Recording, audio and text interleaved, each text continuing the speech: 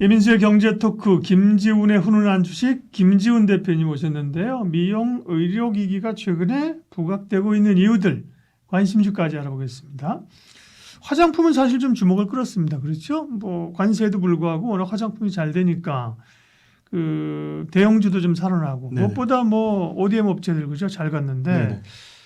미용 의료기기가 요즘 움직입니다. 의료기기 미용기기는 뭐 어떤 이유예요? 네. 화장품을 일단 같이 묶어서 보시면 좋을 것 같아요. K-뷰티란 큰 네. 틀에서 묶어보시면 좋을 것 같고 글로벌 수출 다변화에 어떻게 보면 초입 구간을 살짝 넘어서 이제 폭풍 성장하는 목전에 와 있다. 저는 그렇게 보고 있고요. 두 번째는 사람들이 아직 관심이 별로 없다. 그게 오히려 투자자 입장에서는 기회가 될 수도 있겠다. 그러면 야 주가 많이 올라왔으니까 밸류 부담이 있는 거냐? 주가 올라온 거 못지않게 실적이 어마어마하게 주가 상승 속도를 실적의 상승 속도로 덮고 있습니다. 근데 주가는 올라오는데 실적이 못 따라면 언제든 박살날 수 있는데 그렇죠. 주가 올라오는 것보다 어떤 기업들은 실적이 더 빠르게 올라가니까 주가가 실적 올라가는 속도를 못 잡고 있습니다. 그다음에 세 번째는 이게 굉장한 가성비로 그러니까 이 최근에 그 우리나라 관광 그 트렌드 들어오는 관광 트렌드가 뭔지 아십니까? 들어오는 건가? 네. 외국에서 우리나라 들어오는 관광의 트렌드. 알 것 한 글자로, 알 것 네. 같은데 이게 단어를 표현을 못 하겠네. 의료 관광. 정확합니다. 네. 네. 맞습니다. 네. 의료 관광입니다. 네. 의료 관광. 네. 아 기억이 났어. 아 그러니까 의료 관광. 네. 어. 아니 그러니까 뭐 박사님은 피부가 좋으셔서 관심 없을 수도 있는데 네. 그냥 강남만 나가봐도요. 네. 전부 이거 붕대 둘러쓴 사람들 천지입니다. 네. 그리고 강남이요. 마스크 쓰고 마스크하고 붕대 둘러쓰고. 네. 하여튼 눈도 이상하고 코도 이상해요. 네, 네. 외국인들 보면. 좀비들 아니야? 네, 그러니까 뭐 다 뭐 수술을 뭔가 네. 어디선가 그렇죠. 시술을 받고 돌아다니는 어. 거거든요. 좀비처럼. 근데 그게 심각할 정도로 확산세가 어마어마하다는 겁니다. 그러니까 강남의 이 가성비를 바탕으로 한 피부과 성형외과들이요. 그냥 이제 체인화 됐습니다. 체인점처럼. 뭐 하나 프랜차이즈 잘 되면 우후죽순으로 생기는 것처럼 강남의 성형외과 피부과가 체인화 됐거든요. 근데 그거를 국내 소비자가 땡겨준 게 아니라 외국인 소비자가 땡겨준 겁니다. 그래서 피부과 성형외과가 더 많이 모여지고 있고 한 번 와서 쓰는 평균 금액이 얼마인 줄 아세요? 한국 돈으로. 한국 돈으로 얘기하지 마세요. 평균 금액. 알아보니까 네네. 우리 돈으로 얘기하면 외국인들이 와서 쓴다. 생각보다 어마어마하게 그러니까 얘기하지 말아봐요. 네네네. 얼마일까? 맞춰보십시오. 100만 원 작지, 그죠? 업이죠. 100만 원. 네, 100만 원 업입니다. 네. 1000만 원 다운일 거고. 아, 네, 당연히 그렇죠. 다운입니다. 네. 그럼 그 어디에 있는 거예요, 그죠? 네네. 그러면 한 4, 500, 5, 600. 아직 그 정도까지는 안 되고, 됩니다. 3, 400? 지금 현재 한 110만 원 정도가 아. 평균 가격이고요. 이게 기하급수적으로 300만 원대까지 커질 것으로 예상은 됩니다. 지금. 이게 100만 원 이상이라 그럴 때 그러면 네. 조금만 더 올리라 그래야지. 많이 올렸잖아. 그래도 뭐 100만 원 이상에 맞추셨으니까 보통 무슨 100만 원이나 써 이럴 텐데 평균 가격이 110만 원입니다. 평균 가격. 그러니까 어마어마하게 지금 1분기 1, 2, 3월 달 전체 외국인이 와서 피부과 성형외과에 쓴 돈이 1,850억이랍니다. 그걸 평균 관광객 수로 나누니까 110만 원 정도 나온 것 같아요.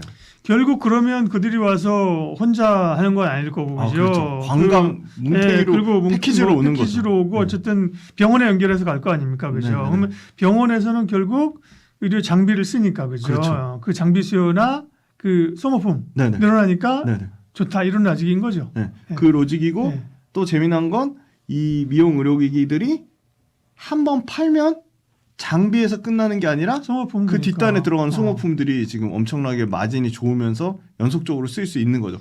그리고 의사들을 교육시켜서 그 의사들이 또 하나의 키오브 리더가 돼가지고 마케팅 영업의 대상이 됩니다. 외국 의사들 와서 교육받아서 자기나들 그렇죠. 현지에 가서. 근데 이게 연속성이 있는 게 그 시술 한번 받으면 절대 끝나지가 않고요. 그 받은 사람들이 자국에 가서 야 이거 나 재수술 받고 싶어. 뭔가 더 보정하고 싶어. 더 업그레이드 하고 싶어, 리뉴얼 하고 싶어 해서 자국에 가서 그걸 하는 겁니다. 그리고 최근에 또 대표적으로 뭐 헐리우드 탑스타 중에 하나인 제니퍼 애니스톤이 야, 나 파마 리서치에 리쥬란 맞았더니 이거 효과 어마어마해 해서 알아서 인플루언서들이 홍보 수단이 돼주고 있습니다. 네. 자, 수익률 체크 안 했네. 근데 사실 아까 원전 얘기할 때처럼 미용기기도 뭐 사실 종목이 그렇게 많지는 않잖아요. 네네, 미용, 그렇죠. 피부 정해져 미용기기도 있죠. 네네. 뭐 화장품이나 소부장처럼 뭐 몇십 개 되는 건 아니니까 여기도 몇 개가 좀 끌고 가는 흐름 아니에요? 정확합니다. 예. 네 종목이 하드캐리 했고요. 예. 휴젤부터 클래시스, 파마리서치, API, 원택까지 요 다섯 음. 종목이 하드캐리 했습니다. 휴젤만 해도 와, 작년에 84% 상승을 나타냈는데 현재 역대급 신고가 영역이죠. 요 최고점에서 DD라고 하는 게 하락률인데 4%밖에 안 됩니다. 네. 올해 36% 36%고요, 휴젤이. 네. 클래시스가 드디어 7만 원 돌파하면서 40%. 40%. 네. 네. 클래시스도 이미 작년에 27% 상승률을 나타냈습니다. 파마 리서치가 와, 여기는 뭐 작년에 이미 137% 상승률을 나타냈는데 올해 지금 또 60%대 가까운 59%의 상승률을 나타내고 있고요. 그다음 APR은 요 멀티입니다. 화장품과 미용으로 다 합니다. 홈 디바이스 쪽인데요. 작년에 21% 하락했고 다만 APR은 2월 27일 작년에 상장됐기 때문에 네. 전체 1년치 데이터는 아니고요. 올해 100% 넘는 상승을 기록했고요. 원택이 지금 5월 달부터 폭주하기 시작하면서 102% 상승을 나타내고 있습니다. 네. 그러니까 평균 상승률이 30%가 넘습니다. 그러니까요. 네. 원전보다 더 높습니다. 근데 관심은 없습니다, 사람들은. 관심이 없다라기보다 그러니까 그 관심 없다는 포인트가 아까 포인트라 그런 거잖아요, 그죠? 네. 그렇습니다. 네. 그러면 아까 그 이슈들은 우리가 이제 K-뷰티 선상에서 얘기했고 문제 이제 그게 실적으로 뒷받침되느냐죠. 그렇습니다. 네. 사실 국내 또 한번 평균값을 또 제가 구해봤더니 와, 더 작은 회사들 원택이나 비올이나 요 시가총액이 1조 안 되는 회사들 원택도 이제 시총이 8천억대까지 올라왔고 비올도 5천억대까지 올라왔는데요. 네. 원택 비올도 지금 미친 듯이 해외에 지금 폭풍 성장, 해외에 진출하고 있는데 그러면 해외와 국내 매출 사이즈가 어떻게 되냐? 원택과 비올도 아마 올해 연말까지 되면 해외 매출 사이즈가 55%에서 60%까지 올라갈 것으로 보입니다. 그러면 휴젤이나 파마 리서치나 클래시스나 APR 같은 경우는 이미 75%입니다. 그러니까 APR이 지금 실적이 폭증한 이유가 국내도 잘 됐지만 미국과 유럽과 일본과 중국이 다 터졌습니다. 그런데 휴젤도 1분기 역대급 실적이 나왔는데요. 매출 898억에 영업이익 390억 기록했는데 여기도 호주, 대만, 미국, 우리나라, 일본, 태국은 저가 경쟁 때문에 약간 부진했는데 일본은 더 많이 팔 수 있었는데 캐파가 제한돼서 더 못 팔았습니다. 그러니까 전반적으로 글로벌에서 매출이 전체 매출에서 70% 이상까지 올라오면서 완전히 이제 글로벌화 기업이 됐고 글로벌 매출이 많다는 거는 영업 마진이 좋다는 거거든요. 그래서 휴젤이 지금 1분기에 OP 마진 찍은 거면 43%입니다. 그런데 이게 연간으로 가면 49%대를 예상을 하고 있습니다. 그러니까 보통 50% 넘는 마진하면 클래시스만 생각하는데 휴젤이 그 정도 되고요. 파마리서치는 조금 빠져서 한 40% 초중반입니다. APR은 화장품까지 같이 하고 있기 때문에 한 20% 초중반 되고요. 메디톡스 30%대고요. 원택이나 비올 전부 50%대 마진을 차지하고 있습니다. 그래서 글로벌로 초입 국면에 있는데 국가가 다양화되고 있다는 거고요. 그래서 이 미용의료 업체들의 최종 목적지는 미국입니다. 그래서 전부 원택이든 비올이든 휴젤이든 클래시스든 파마리서치든 미국 진출하려고 하는데 휴젤은 이미 미국의 FDA 승인 받아가지고요. 이 레티보가요. 가장 빨리 받은 거는 대웅제약의 에볼루스가 제일 먼저 받아서 지금 폭풍 성장하고 있는데 그 뒤따라서 휴젤이 들어가는데 휴젤이 아마 2%만 미국 전체 시장의 2%만 차지해도 전체 매출은 미국에서 한 2,600억대. 그래서 이게 휴젤이 장기 그림으로 2030년까지 만약에 2%에서 4%, 6% 시장 장악한다고 하면 2천억대 사이즈가 아니라 최대 맥스는 6천억에서 8천억 사이즈까지도 커지지 않겠냐. 그렇게 보고 있는 게 이 보톡스가요 압도적으로 이 엘러간이라는 사가 자기 고유 명사거든요. ABB가 갖고 있죠. 근데 이 엘러간의 1분기 실적이 나왔는데요. 매출이 25%가 박살이 났습니다. 그 말은 보톡스를 안 맞아서 ABB의 엘러간이 박살난 게 아니고 국내 저가 업체들한테 중저가한테 계속 시장 마켓에서 뺏기고 있다는 겁니다. 그 틈 타서 대웅제약이 가장 빠르게 에벌루스를 치고 들어갔고 후발주자로 휴재 이제 들어간다는 겁니다. 네. 이 미용이나 의료 기기 쪽은 저도 보면 좋은 게 꾸준히 올라요, 그죠? 그렇습니다. 사실은 뭐 방산 조선만 같은 것도 가다 한 번씩 덜커덩거리거든요. 네네. 근데 저도 옛날에 휴재를 보고 이 주식은 뭐지? 계속 올라가더라고요, 그죠? 보시면 선수들 중에 선수들이 가장 좋아하는 주식입니다. 네. 선수들의 뭐, 선수로 하면 야구 PF 사모펀드. 야구 선수? 아니 야구 선수 아니고요. 그 PF 있잖아요. 사모펀드. 투자자 조합, 벤처캐피탈 이런 회사들이 가장 좋아하는 산업 중에 하나가 미용입니다. 세 가지를 꼽습니다. 마진 높지, 그죠? 네, 성장성, 수익성, 안정성 다 갖춰서 실적 따라오면서 밸류 그죠? 낮춰주지. 그런 점에서 보면은 밸류는 어때요 지금? 네. 그래서 지금 그 밸류에이션을 또 봤더니 주가 올라가는 속도보다 밸류에이션 개선되는 속도가 더 빠릅니다. 그러니까 실적이 만큼 좋아지니까 그죠? 휴젤 지금 내년 포 20배밖에 안 됩니다. 아, 그러게. 심정적으로는 그렇게 올라왔으면 40배 정도 될 것 40배 같은데. 될 것 같은데 20배고요. 예. APR은 17배입니다. 아. 근데 여기는 이제 화장품이 섞였으니까 순수하게 보기 어렵고 파마리서치가 제일 지금 비싼데 내년 기준 26배, 올해 기준 33배입니다. 아, 대체로 밸류도 좋네요. 그죠? 네네. 실적이 좋으니까 그죠? 주가 올라도. 그렇습니다. 자, 네. 말씀하시죠. 그러면 미용과 실적 한번 볼까요? 네? 실적 한번 빠르게 볼까요? 실적 네, 좋아요. 휴젤이 지금 올해 이제 4,500억 매출 사이즈인데 이익이 2,200억 사이즈라는 거.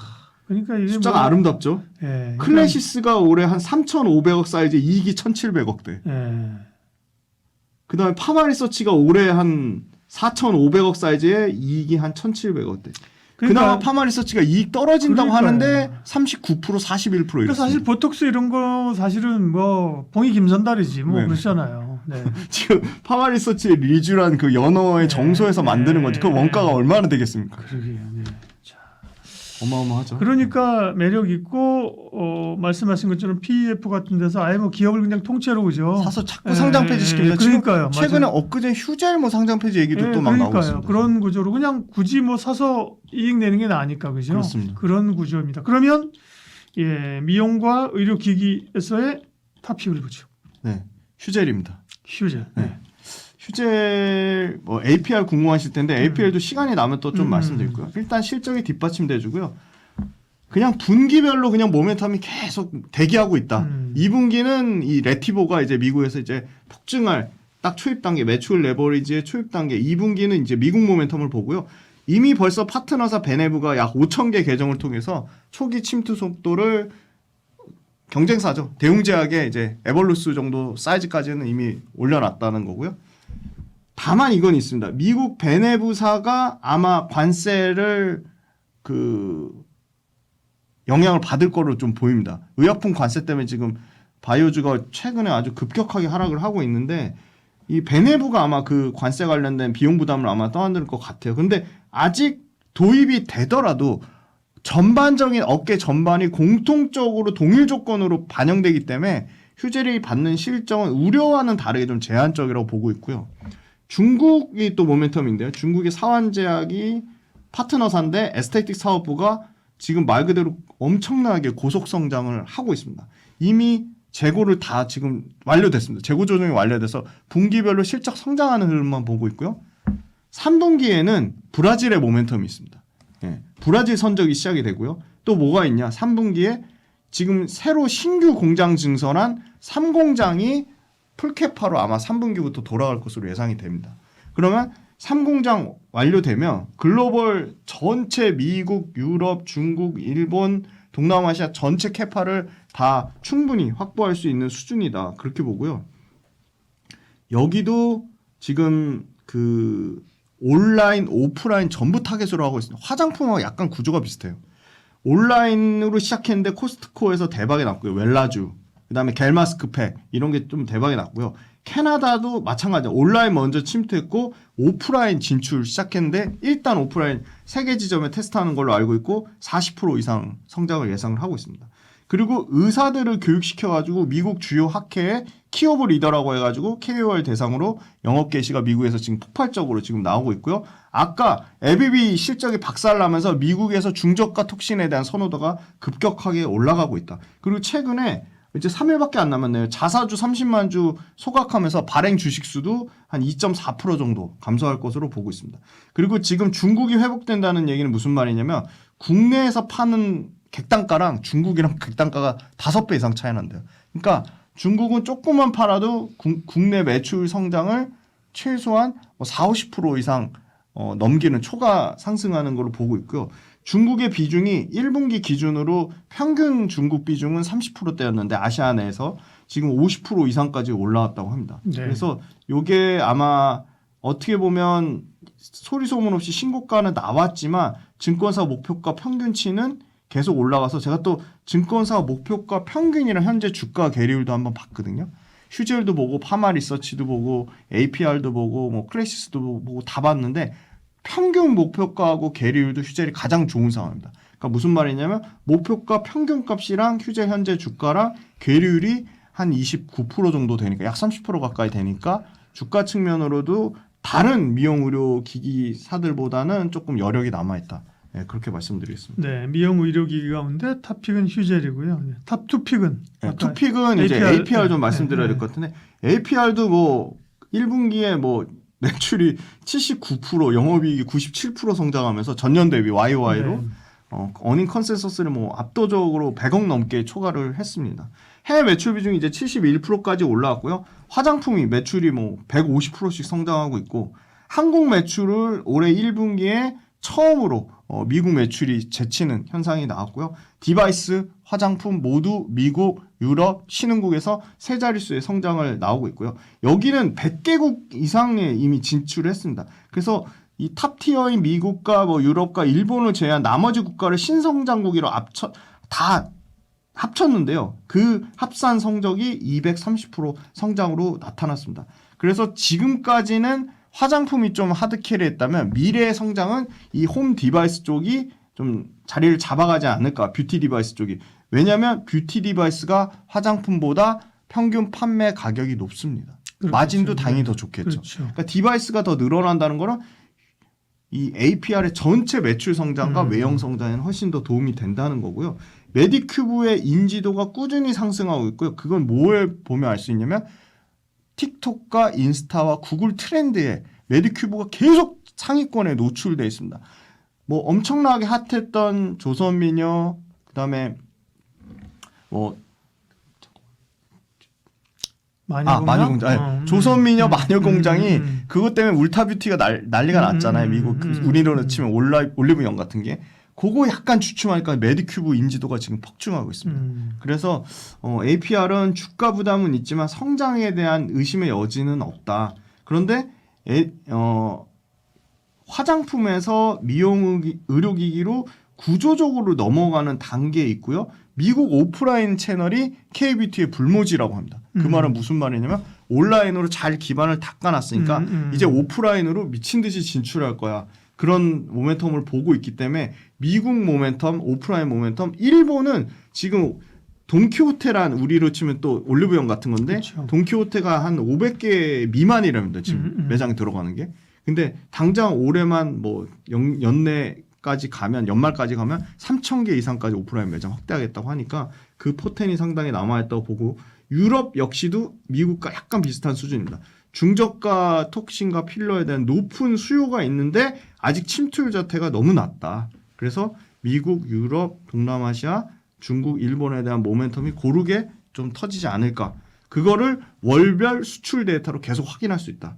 네, 그래서 다음 달에 또 수출 데이터 나오면 또 업데이트해서 또 말씀드리겠습니다. 네, 피부, 의료, 미용, 의료기기 관련된 관심 종목까지 김지훈 대표님 함께했습니다. 고맙습니다. 감사합니다.